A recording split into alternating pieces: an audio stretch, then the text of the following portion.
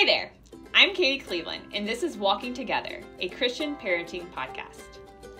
My education in early childhood development and social and emotional learning helps me to teach God's Word to kids each week, but I want you parents to be the main teachers of the faith to your kids. Join us each week as we explore topics that both kids and...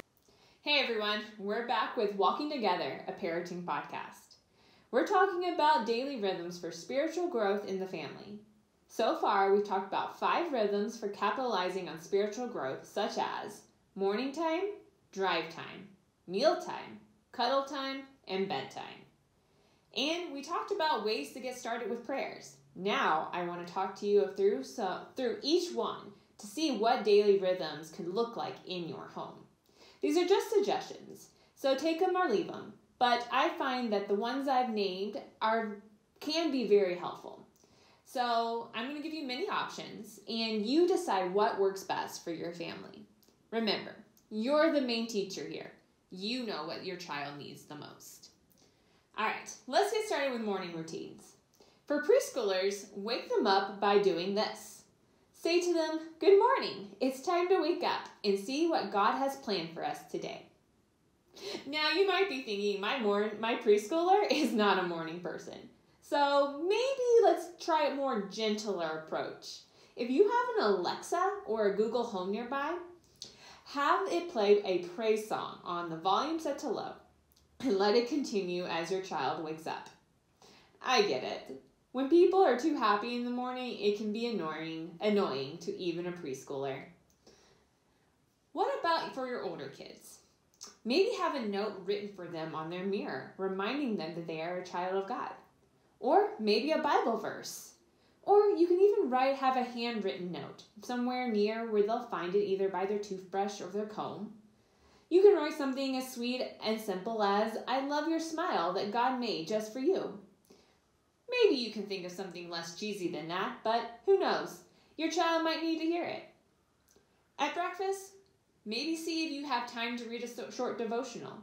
There are many kid-friendly devotionals out there and books that I highly recommend. If you like a suggestion, just reach out and I'll let you know some of my favorites. Okay, now it's drive time. You have a ton of options here. Playing this podcast in the car is one of them. Or if you have another favorite Christian podcast that your kids enjoy listening to, feel free to use that too. Or maybe it's praise songs. Maybe it's some silly songs. Maybe it's praying on your way to school about the school day itself. And if it's in the afternoon, have them tell them one thing that God blessed them with today. Mealtime. Have you ever tried putting a note in your kid's lunchbox telling them that they are loved by you in Jesus? If you're eating meals together, say a prayer for thanking God for the food. Ask them questions that open up discussion around faith and encourage them to ask you questions as well. Dinner time can be a good time to do a family devotion. Have a couple questions prepared and ask your kids to think and share on it. Also, talk about your day as a family and make space for fun conversation as well. Cuddle time is a good one for small children who love climbing up into your lap at home. You can whisper into their ear, "I love you, and I love the way God made you. I love that you are my child." All right, last one, bedtime routines. Now, bedtime routines can get a little crazy sometimes, right?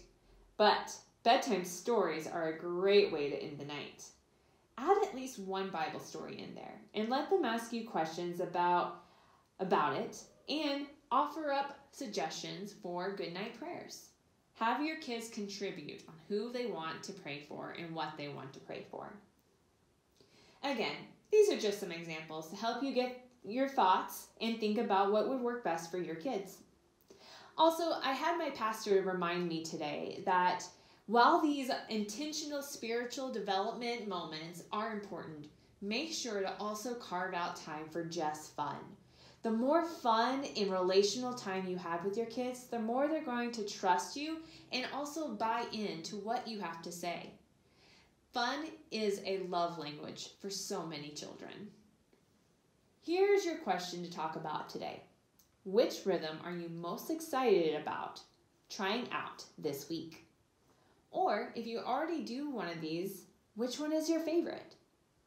Kids, make sure to tell your parents that you love spending time with them and that you love talking about God with them. This is Kadie Cleveland. Let me know what you think and how I can best serve you. God bless and have a great week.